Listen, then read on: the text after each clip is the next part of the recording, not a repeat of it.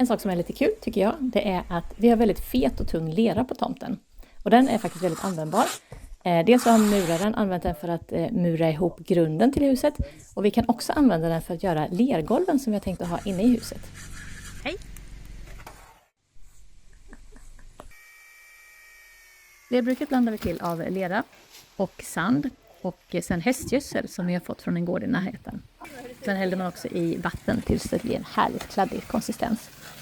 Vi märkte att det var en del mask i gödslet så att vi har försökt plocka undan så många maskar som möjligt så att de ska slippa hamna i våra lergolv.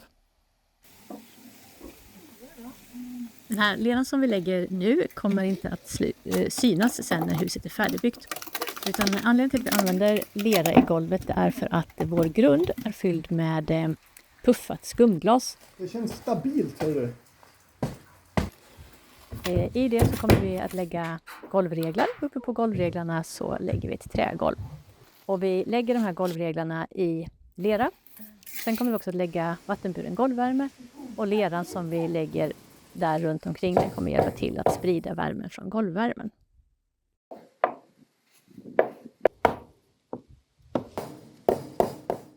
Här har vi lagt golvreglarna i lerbruk för att jämna av. Det kan ju kännas lite läskigt om man annars tänker att det är en dålig idé att lägga golvreglar i typ betong.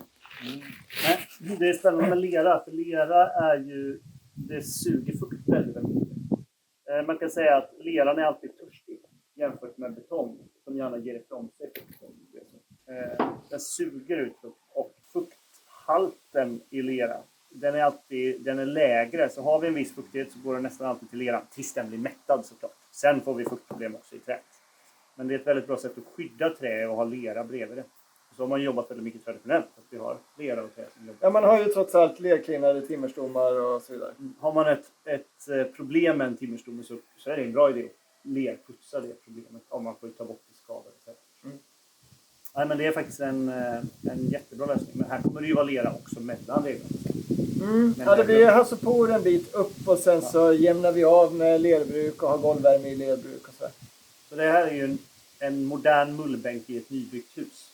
Oftast har man ju moderna mullbänkar som en renoveringsbänk.